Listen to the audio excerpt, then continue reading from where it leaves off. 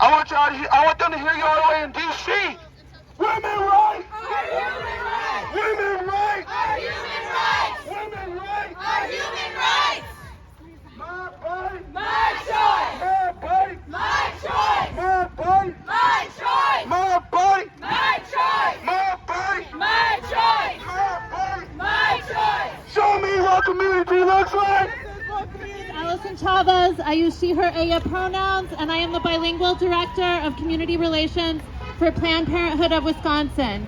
Thank you so much to my co-workers Janet and Lolly, and to Tanya from LOC for having us here today, and to all the other organizations who are here fighting for our rights. Let's hear it for them. Thank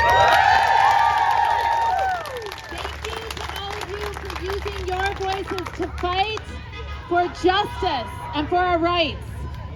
What a damn week, right?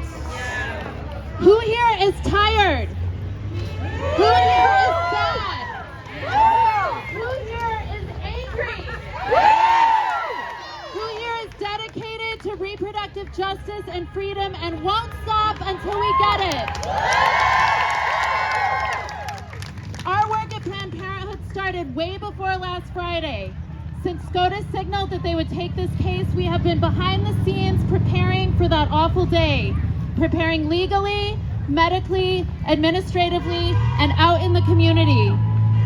We have been exploring all of our options for our patients, for our staff, rallying our donors, and getting out in the community sharing information to get prepared.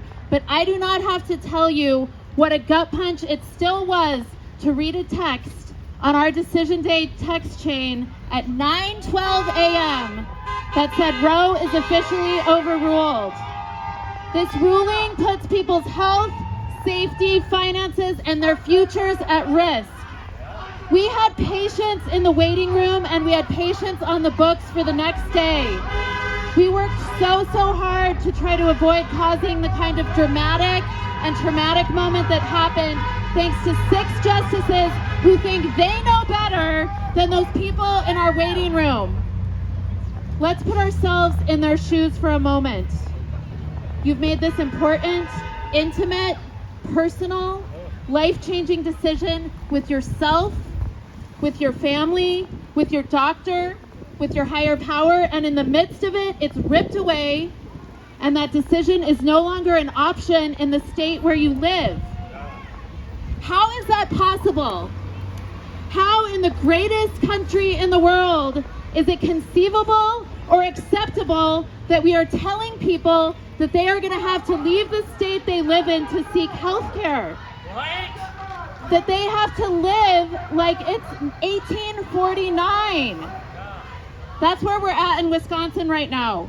Forced to follow laws from before the Civil War. Getting opinions handed down to us that reference 17th century medical terms and cases. Are you okay with that? No! We know who had power in 1849, and it wasn't us, and that will not stand. It is 2022, and that will not stand. Woo.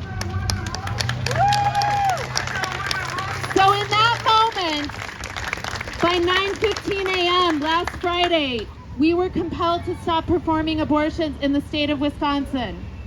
We are currently awaiting clarification from a court about whether or not this law from 1849 is enforceable. This law that provides no exceptions for rape, for incest, or for the health of the pregnant person. Let's be clear, any ban is unacceptable, and any reason to seek an abortion is valid. Any reason.